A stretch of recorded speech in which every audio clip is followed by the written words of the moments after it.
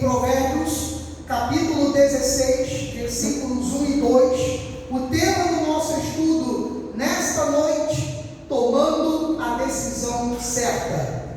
Provérbios, capítulo 16, versículos 1 e 2. Diz assim a palavra do nosso Deus: o coração do homem pode fazer planos, mas a resposta certa dos lábios vem de quem, gente? Vem do Senhor. Agora, olha só que interessante o que Salomão disse no versículo 2: todos os caminhos do homem são puros aos seus olhos, mas o Senhor, Ele pesa o espírito. Então, Deus, Ele compreende as nossas decisões, Ele vê, mas Ele falou que Ele pesa, ou seja, o que Ele contempla mesmo é o sentido dessa decisão, é o espírito dessa decisão que cada um de nós venha tomar. Então vamos orar, vamos pedir a Deus revelação, sabedoria, para ouvirmos a sua voz, em nome de Jesus.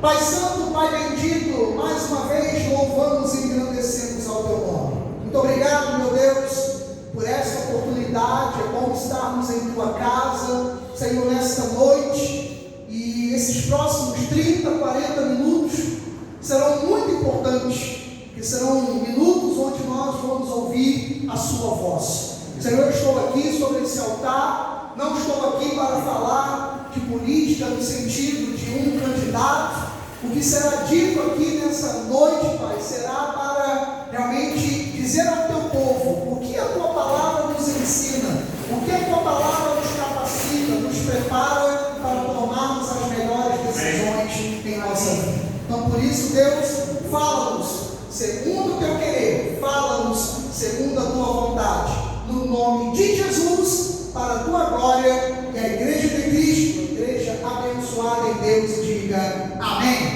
Amém. Graças a Deus. Nem diabo nenhum vai tentar atrapalhar o que a gente vai ver. Meus amados irmãos, nação santa, povo de propriedade exclusiva do Senhor. Nesta noite, eu creio que a nossa igreja, ela estará verdadeiramente unida, aos ministérios, unida dentro do mesmo Espírito, na grande maioria das nossas igrejas co-irmãs. Hoje nós estamos aqui dentro desse santuário, falta uma semana para as eleições gerais do nosso país. Eleições onde nós estaremos elegendo os novos deputados federais, os novos deputados estaduais, os novos senadores, os novos governadores e o novo presidente da República. E essa decisão vai mexer com 210 milhões de brasileiros. Pouco mais de 150 milhões têm essa incumbência de ir às urnas e escolher os nossos líderes. E nós estamos em um país democrático, porque a democracia é isso, é o povo escolhendo alguém do povo para liderar. Pelo menos deveria ser assim. Quando a gente fala de eleições, falamos disso. Se você é brasileiro, se você é eleitor, você tem idade acima de 21 anos, no caso desses, porque para ser deputado tem que ter mais de 21, para ser governador, senador e presidente tem que ter mais de 35. Então, se você é brasileiro nato, você não, nada possa te fazer questão de mudar a sua vida seja ilibada. Se você não foi condenado em segunda instância, então você tem direito a se candidatar a algum cargo eletivo, seja você quem for. Então, domingo que vem, nós teremos, não nas nossas mãos, mas nos nossos dedos, teremos a decisão de escolher. E aí, eu coloquei como tema da mensagem hoje, tomando a decisão certa. Por quê?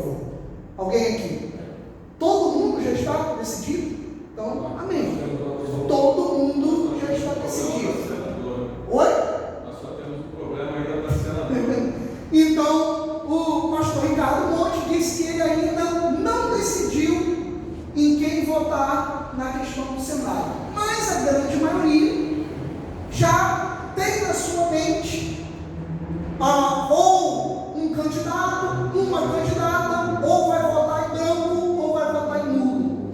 Então, você já determinou uma semana antes. Então, nós vamos falar exatamente sobre essas escolhas.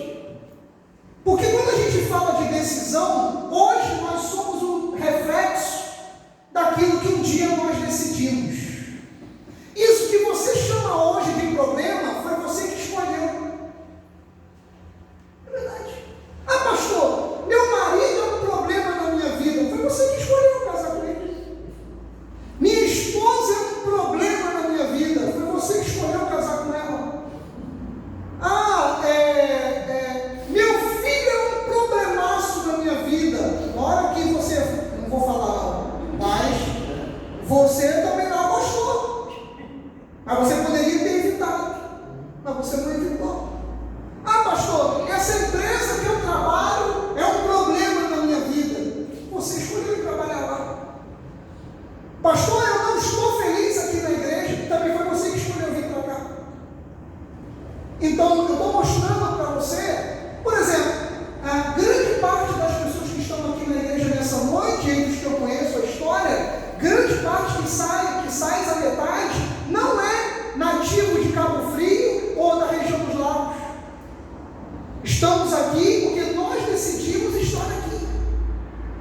Grande parte daqueles que estão aqui conosco nessa noite estão aqui porque, como eu e a pastora Renata, viemos do Rio. Já os meus filhos não tiveram essa escolha, nasceram aqui nesse paraíso, na região dos lagos, Cabo Frio, em São Pedro da Aldeia.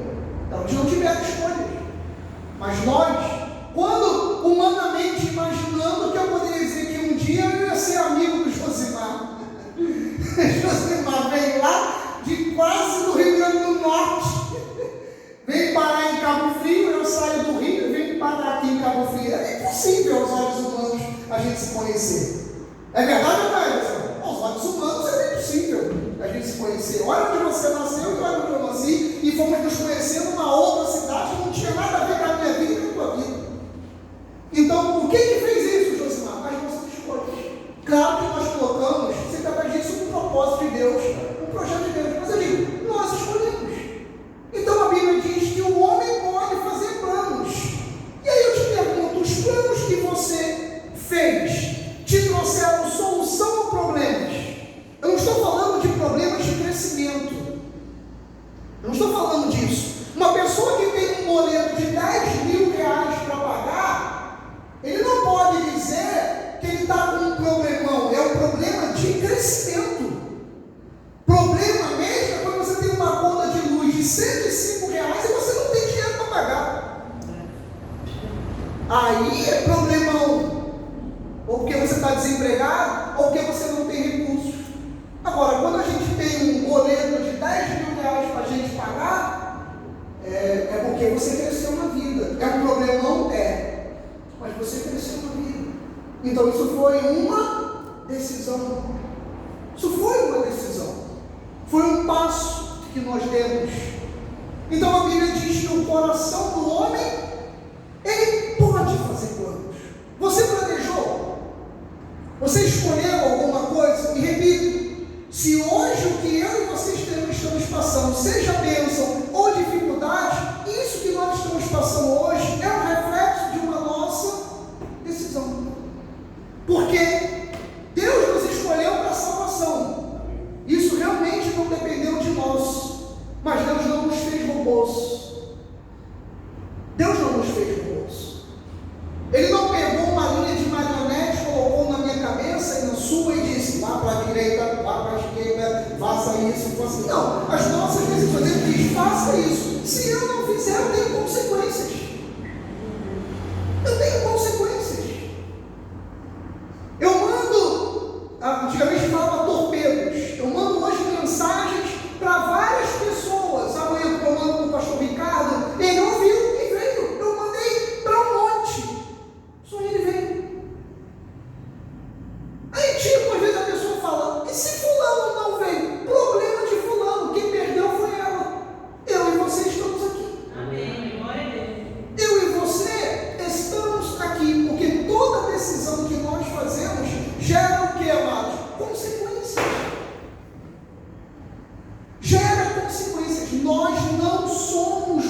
robôs, nós não somos robôs.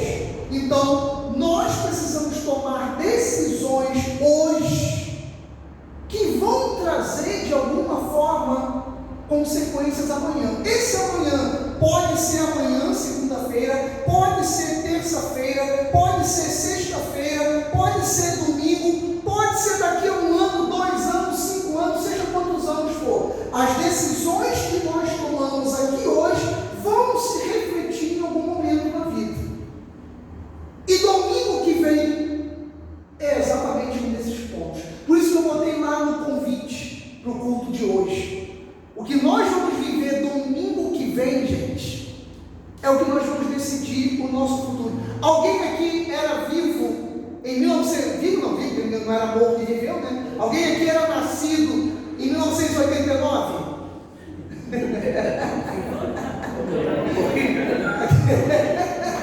Vivo, eu não morri e nasci de novo. Eu caso sim, né? Eu caso. Né? Agora, é verdade. Né? Esse casal não, exatamente. O restante tudo velhinho. Tudo estava aqui em 89, já perturbando alguém. Estava todo mundo aqui em 89 perturbando alguém. Realmente era, né? Não, o Marcelo era mais novo, ainda andava de fralda. Né? Ou Anderson. Né? Então, em 89 eu tinha 16 anos. E eu fui para a rua, para aquela questão das eleições. Eu lembro a festa que teve na minha sessão eleitoral na faculdade Souza Marques, lá no Rio. Eu fui o primeiro 16 anos a votar na minha sessão lá. Fui o primeiro 16 anos. Aquela então tinha sido a eleição mais importante, porque depois daquele período que eles chamam de ditadura militar, enfim, foi quando houve a reabertura para uma eleição presidencial. Então, depois daquela eleição, talvez essa do próximo domingo seja a mais importante. Seja a mais importante. Aquela que nós vamos decidir o futuro dos nossos filhos, o futuro dos nossos netos, o futuro da nossa nação. Mas talvez você diga assim, pastor Marcelo, eu não concordo com tudo que eu vejo. Tudo bem, o Senhor ele fala ali no versículo 2, todos os caminhos do homem são puros aos seus olhos. Quando a gente fala com um jovem, já viu quando você vai falar com o seu filho, filho, você vai aonde? Você vai encontrar quem? Lá em casa, lembra a pastora Renata? Ela bota as colegas da Rebeca, tudo com nome masculino para me deixar nervoso. Então, como é que é o nome da menina? O nome da menina é Maria Eduardo. Ela fala, ela vai sair com Mário Eduardo. Aí aquilo já vai me esquentando, né? Ela vai sair com a Márcia. Ela fala, se bem que não tem mais amiga Márcia. Amiga Márcia era da minha época, de idade. Né? Ela vai sair com o Márcio. Então, mas eu falei, com quem? Onde é? Vai chegar que horas? Vai sair que horas? Vai isso. Aí o filho pensa, pai, eu já sou de maior, eu sei o que eu estou fazendo. Então, os caminhos do homem, do jovem, seja quem for, é tudo puro aos seus olhos. Mas o Senhor, ele pensa, ele bota na balança as nossas decisões. Qual é uma das maiores mentiras que nós ouvimos dentro da igreja de Jesus durante séculos? Aliás, a igreja, ela precisa em alguns pontos voltar, e você vai concordar comigo, porque eu creio que uma pessoa muito sábia na palavra. Há alguns pontos dentro da igreja de Jesus, Wesley, você que foi criado dentro da igreja, sabe que há alguns pontos que a igreja de Cristo, ela tem que voltar à igreja primitiva. A comunhão, a oração, o estudo da palavra, falar da volta de Jesus. A igreja não tem que voltar a fazer isso, que era o que a igreja primitiva fazia. A igreja primitiva fazia isso. Hoje, quanto mais palavra você tem dentro de uma igreja, com todo o respeito eu digo, mais vazia ela fica. Porque as pessoas não querem isso. As pessoas estão atrás de espetáculo. Estão atrás de espetáculo. Mas essa mesma igreja, antigamente, o que a igreja antigamente falava? Você, mulher, você não pode usar brinco, você não pode arrumar seu cabelo, você não pode pintar o olho aqui de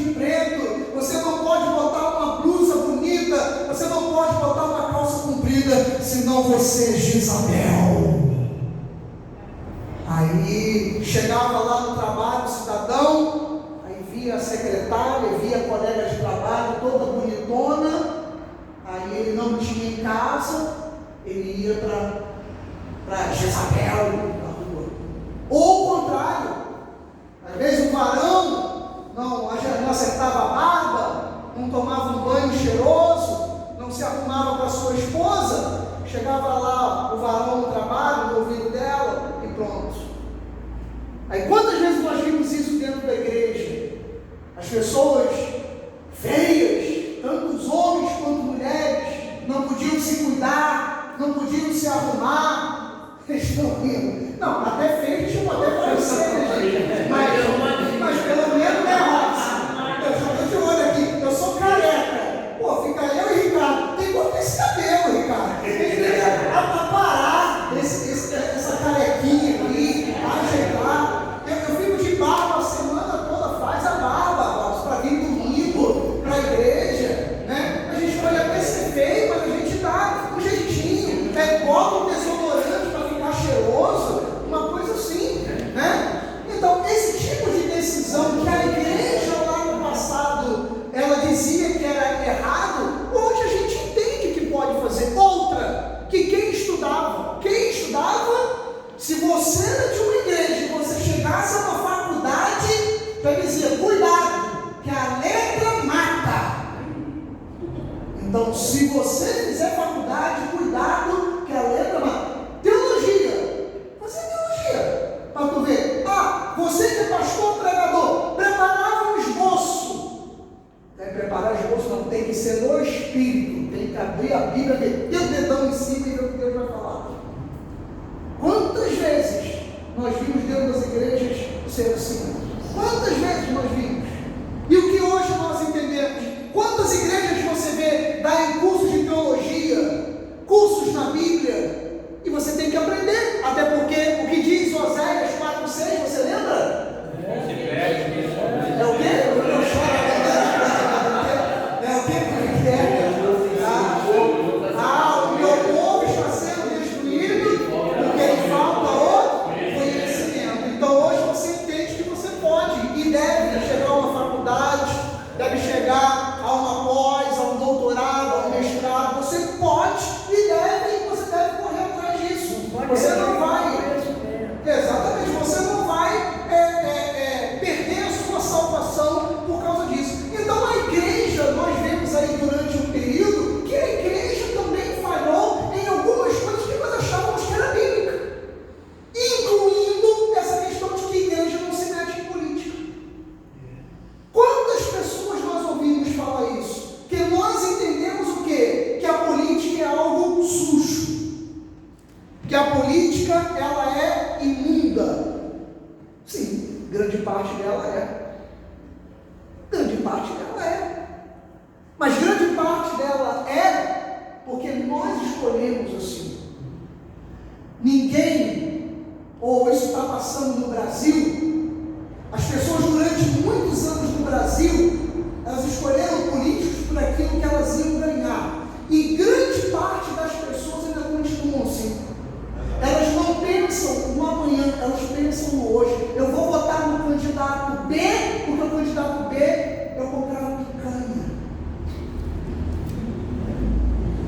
Porque o candidato, aquele outro ali, ele passou dentro da minha comunidade como aconteceu com alguém aí, até mesmo em Cabo Frio, durante um tempo atrás aí, numa candidatura, andava dentro do Manuel Correia, 3 assessores com mala, e chegava na tua casa e falava assim, o que está precisando? Eu estou precisando aqui de fazer um telhado, já fez o orçamento já, aqui R$500, fulano, esse dinheiro da política, esse dinheiro, como é que é o nome desse dinheiro que a gente fala? Não, fundo partidário, exatamente, aí chegava lá, pegava e toma aqui e faz aí a casa. Aí, como diz lá o que não é mais candidato, Gabriel Monteiro, aí você recebe R$500 para fazer o telhado da tua casa, ou come picanha daquele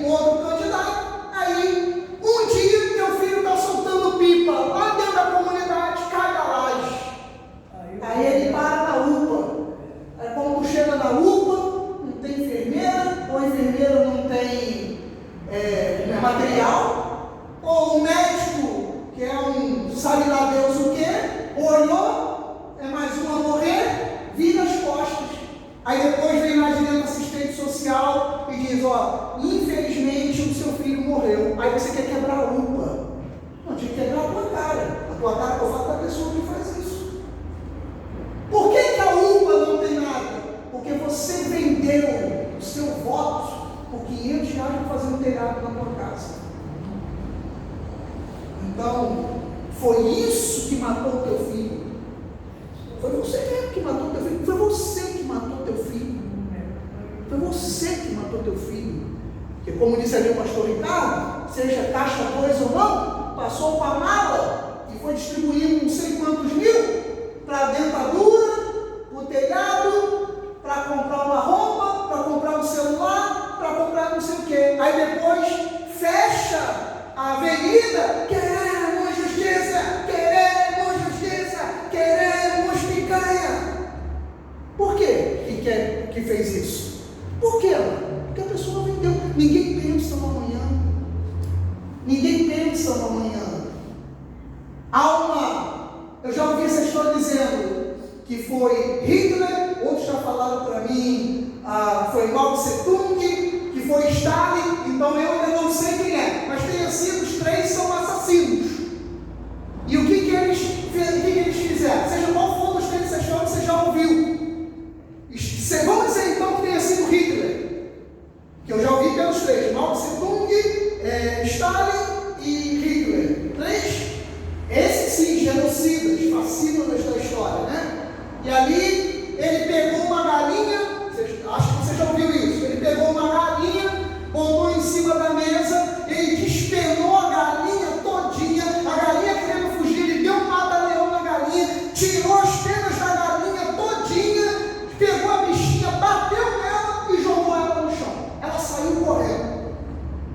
Ele chegou no campo, pegou um punhado de milho, chegou perto da galinha e foi jogando no chão. Daqui a pouco, a galinha estava onde? Na mão dele, comendo milho. E tenha sido Hitler, Stalin ou Mao Tse Tung que falaram: faça isso com o povo e o povo vai te adorar. Arranque a pena dele, bata nele, esgane ele, dê um mata-leão nele, bata nele e joga ele no chão. Aí depois você vai lá, pega um punhado de milho, traz ele e fala assim: meu presidente, ele me dá dinheiro, ele te dá dinheiro, mas ele não te dá trabalho. Ele não deixa a sua empresa ir à frente. O que falaram durante 4 meses da pandemia? Você lembra Cabo Frio? Você lembra Cabo Frio como ficou? Região dos Lagos? Eu lembro que quando eu fui comprar esse óculos aqui, tem 2 anos, São Pedro da Aldeia abriu o primeiro. Quando eu andei em São Pedro com Renata, eu fiquei torcendo o beicinho assim. Renata falou assim: o que foi? Eu falei: Renata, eu estou emocionado de ver um comércio aberto em São Pedro. Eu ia todo dia para São Pedro para ver o comércio aberto. Foi verdade ou não verdade, cara? Porque eu ficava desesperado de andar aqui em Cabo Frio. Eu estava entrando em depressão de ver a cidade fechada, a igreja fechada. Eu ia para lá e eu ficava olhando. Aí o que o pessoal falava? Você lembra? A Maju na TV? Fique em casa. Fique em casa. Aí agora vem para a TV, a carne está cara, o peixe está caro, o feijão está caro, né? E vocês não mandaram ficar em casa. Vocês não mandaram ficar em casa. Então, quando fica em casa, um país não produz. O país ficou sem emprego, tudo fechou. Parece até estranho o que dizer. O que sustentou essa cidade aqui durante 4 meses de Cabo Frio? O dinheiro do governo federal e o faraó do Bitcoin. Foi ou não foi, gente? Foi. O que sustentou 4 meses essa aqui foi o dinheiro do governo federal e o faraó do Bitcoin. Foi o que sustentou 4 meses Cabo Frio. Se não, estaríamos todos quebrados. Estaríamos todos quebrados. Então, voltando aqui à mensagem, o que as pessoas falam? Que não se mistura igreja com política. E eu repito, se nós não falarmos hoje de política dentro da igreja, quando eu falo de política, gente, não é para ser como aqui próprio em Cabo Frio, nós sabemos que já aconteceu isso, somente com alguns ex-prefeitos anteriores, em que pastores deram o altar para ex-prefeitos aí que ganharam terrenos para explorar 50, 80 anos. Aí tudo bem, você vender um altar da tua igreja para alguém chegar e fazer política, para você ganhar um terreno, pastores que ganharam carros, para deixar político no altar, aí isso sim, isso é errado. Agora, eu chegar e apoiar um político que tenha a minha pauta, que diga, pastor, eu vou para Brasília e essa lei de fechar a igreja, eu não vou deixar. Pô, eu tenho que apoiar esse cara. O nome disso é frente parlamentar. Frente parlamentar, exatamente. Se o cara chegar e disser para mim, pastor, eu vou para Brasília e eu não vou deixar passar a lei a favor do aborto, pô, eu tenho que apoiar. O cara vai chegar para mim e falar assim, pastor, não vai liberar as drogas. Nós temos aqui uma bancada que as drogas não serão liberadas. Beleza, eu tenho que apoiar. Nós temos que apoiar. Não é questão de que você está usando a igreja como política. Porque só há uma profecia na Bíblia que Jesus ele seria enterrado como os ricos. Ou seja, Jesus foi crucificado. Jesus foi crucificado. Você sabe onde é que Jesus teria que ser jogado? Eu não digo nem enterrado, porque não era a palavra. A palavra é essa mesmo, Dani. Jesus seria jogado. Onde Jesus seria jogado? Em um buraco. Ele seria indigente. Ele foi morto na cruz. Ele era bandido. Quando a gente fala assim, queremos pena de morte, foi exatamente isso que aconteceu com Jesus. Jesus sofreu pena de morte por ser bandido. E ele teria que ser jogado em um buraco. Bota pra gente aí Isaías 53. Avança. Aí. Designaram sepultura com os perversos, mas com o rico esteve na sua morte, posto que não fez injustiça e nem dolo algum se achou em sua boca. Como ele foi crucificado, repito, ele era bandido, ele era perverso aos olhos humanos, aos olhos do Estado. Então ele seria jogado em um buraco, não era nem cova, era um buraco e Jesus ia ser, o corpo dele ia ser jogado ali. Olha o que aconteceu, volta, diaconisa Nilda, Mateus 27, volta, isso aí. Caindo à tarde, veio um homem rico de Arimateia, um cara que era envolvido na política, pelo dinheiro que ele tinha, chamado José, que era também discípulo de Jesus, um rico e político. Um rico e político. Olha o que ele fez, presbítero Robson. Versículo 58. Este foi ter com Pilatos, com o governador, e lhe pediu o corpo de Jesus. Então, Pilatos mandou que ele fosse entregue. Diz agora para mim que política não envolve dentro da igreja. Diz aí para mim que política não envolve dentro da igreja. Havia uma profecia em Isaías que Jesus teria que ser enterrado entre os perversos, mas na sua sepultura estava entre os ricos. Por quê? Porque um político rico chegou no governador. O governador, olha só, esse cidadão que morreu aí, Cristo, eu era discípulo dele, eu quero o corpo dele para enterrar. Não, mas você sabe que não. O senhor sabe a nossa ligação. Eu quero o corpo dele e eu vou colocar lá no meu jazigo da minha família. Eu quero o corpo dele. Está ali, ó. Foi ter com Pilatos, o governador, e pediu o corpo de Jesus. Então Pilatos mandou que ele fosse entregue. Como é que essa profecia se cumpriu? Por política. Por influência. Por política. Por influência. Né?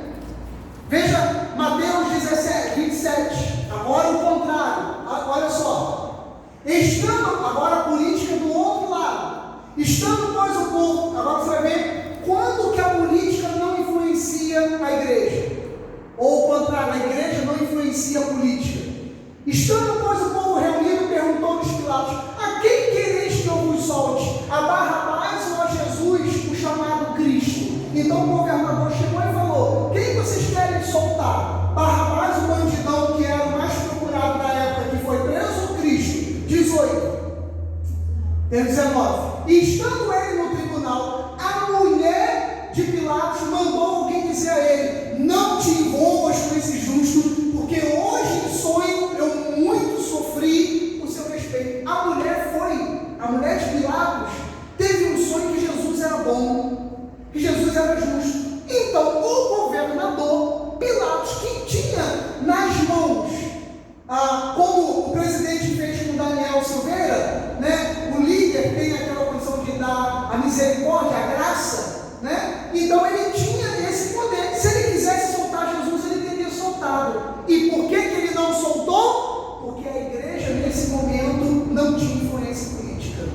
Ele ficou olhando para os sacerdotes que queriam matar Jesus. Ele falou: se eu soltar, eu vou ter problema. Então olha o que ele fez no versículo seguinte, 21. De novo, olha que ele queria de todo jeito soltar Jesus. De novo perguntou-lhes o governador: qual dos dois quereis que eu vos solte? Responderam eles: Barrabás. Eles queriam soltar Barrabás, os sacerdotes e o povo. E o governador, ele queria de todo jeito soltar Jesus. Mas ele não estava conseguindo, porque se ele desse a graça a Cristo, aqueles mesmos sacerdotes iam chegar acima dele no Império de Roma e iam fazer ele cair. Agora você está vendo o outro lado. Está vendo o que acontece quando você não tem alguém grande lá em cima? O governador poderia ter soltado Jesus, mas ele não soltou. Ele não soltou porque não tinha alguém influente acima dele para segurar a banana. Então ele ficou o tempo todo perguntando, né? Quem vocês querem que eu solte? E o povo respondendo: solta Barrabás. Aí eu te pergunto: o povo sabia ou não sabia que Barrabás era bandido? Não parece hoje? O povo sabe quem é bandido, mas comia picanha. Então o povo dizendo: solta Barrabás. Aí depois a galera vem dizer aí mesmo no mundo que a voz do povo é o quê? Nunca foi. Nunca foi. Então solta Barrabás, versículo 24. E ele diz: vendo Pilatos que nada conseguia, antes pelo contrário, ao contrário, estava aumentando ainda mais o tumulto, mandou vir água, lavou as mãos perante o povo, dizendo: estou inocente do sangue deste justo, fique o caso convosco. Como não tinha alguém acima dele, repito, para segurar a causa com ele, ele foi, pediu uma tigela de água, lavou as mãos e disse: ó, problema de vocês. Foi exatamente o que ele fez. Por quê? Porque faltou uma influência política aqui. Se ele tivesse atrás dele alguém na política, ele teria soltado Jesus. E o que você está esperando na igreja? O que você está esperando que aconteça com a igreja? Que alguém bata uma fiscalização aqui na porta da igreja dizendo: pastor, não pode ficar com a igreja aberta não, ficar passando um carro da guarda ou da polícia aqui, para ver quanto tempo que nós estamos abertos. Eu saí preso daqui. Aconteceu uma situação dentro das igrejas, você viu, nossas igrejas ficaram fechadas durante 4 meses. Na cidade do Rio de Janeiro, na cidade de São Paulo, as pessoas andavam abarrotadas nos ônibus, no trem, no metrô, mas não podia abrir a igreja, porque era um lugar onde ia pegar Covid. Mas andar no metrô, no trem, no ônibus superlotado, no BRT superlotado, não pegava Covid. Agora na igreja pegava Covid. Na igreja pegava Covid. É isso que nós estamos esperando que aconteça novamente? É isso? Ah, pastor, mas se ganhar o candidato que o Senhor não quer, ou se ganhar o candidato que eu não quero, o Senhor vai excomungar ele e mandar para o inferno? Não. Exatamente. Se ganhar a presidência da República, o candidato que eu estou orando para não ganhar, e aí, pastor, dia 1º de janeiro, ele é meu presidente.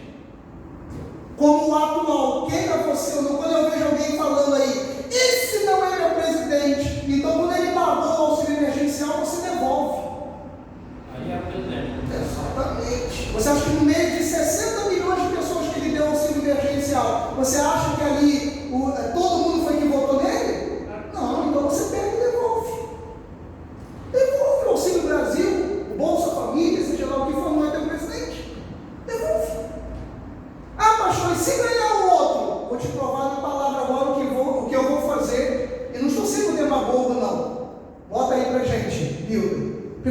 Timóteo 2:1. Antes de tudo, pois, exorto que se use em prática de súplicas, orações, intercessões, ações de graças em favor de todos os homens. 2. Em favor dos reis e de todos que se acham investidos de autoridade, para que vivamos vida tranquila e mansa, com toda piedade e respeito. 3. Isto é bom e aceitável diante de Deus, o nosso Salvador. Amém. Pastor, se ganhar o outro lado, a partir do dia 1º de janeiro de 2023, se torna meu presidente, se torna nosso presidente, e toda noite eu vou orar por ele, vou orar para que ele possa conduzir o nosso país de forma correta, de forma digna, apresentando as causas da nossa nação, tudo para quê? Para que eu e você tenhamos uma vida mansa e tranquila. Então isso é bom e aceitável diante de Deus, o nosso Salvador. Tá bom, pastor? Então, antes de terminar e a gente orar, me diga duas coisas. Será que realmente Deus, ele se importa a respeito de governo, de quem está à frente do país? Algo assim? Claro que ele se importa. Existe uma frase durante esses últimos tempos, nós ouvimos, inclusive o presidente dizer assim, olha o que Israel não tem e o que eles são, e olha o que o Brasil tem e o que o Brasil não é. E isso é uma verdade. Tem vários vídeos na internet, você pode botar lá o deserto de Israel, você vê eles plantando praticamente na areia, e você vê cada fruto desse tamanho. A palavra se cumprindo. Você vê, tem 3 países que tinham tudo para não dar certo no mundo: Suécia, Noruega e Finlândia. Estão lá quase no Ártico, lá em cima, no Polo Norte. Passam 8 meses do ano debaixo de neve. Estão entre os países de melhor qualidade de vida do mundo. E mais de 80% da sua população é cristã. É cristã, crente como nós. E olha o nosso país. Olha o nosso país. Olha o que acontece no Brasil. Mas Deus, ele está mudando isso. Amém. Deus, ele vai mudar isso. Amém. E ele não vai mudar através de quem está lá em cima governando. Ele vai mudar através de mim e de você. Amém. De nós. Provérbios 29, versículo 2 diz assim: quando os justos governam, o povo se alegra. Quando os perversos estão no poder, o que acontece com o povo? O povo geme.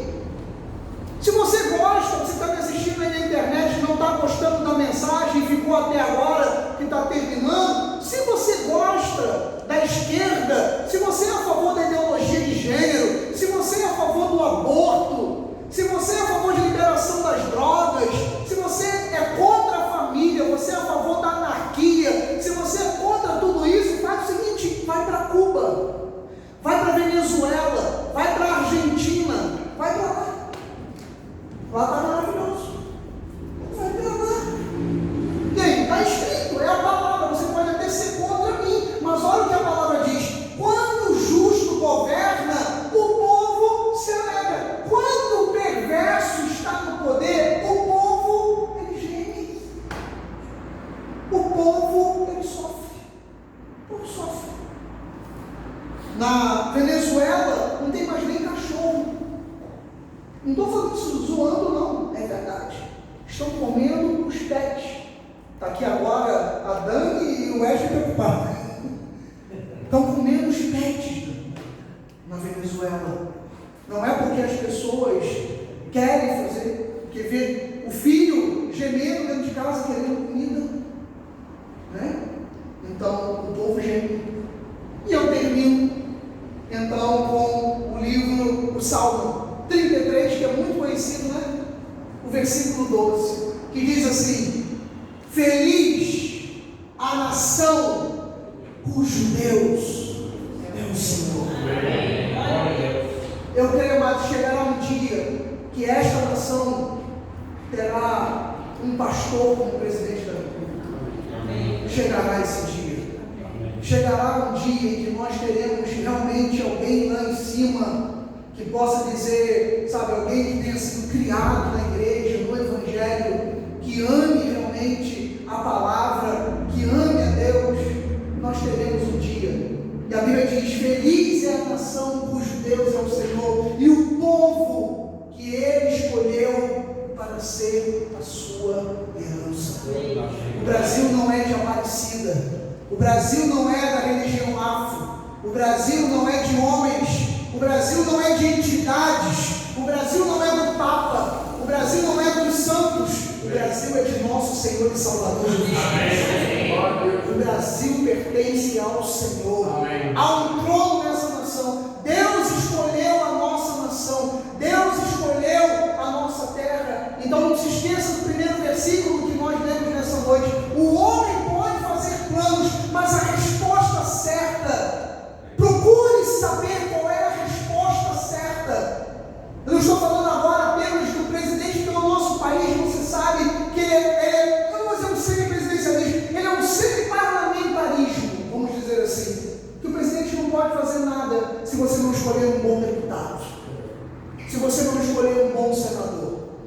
O presidente não pode fazer nada se não tiver alguém lá que seja escolhido, que você tenha certeza. Então, quando você for escolher alguém, escolha quem mais está em linha com a palavra.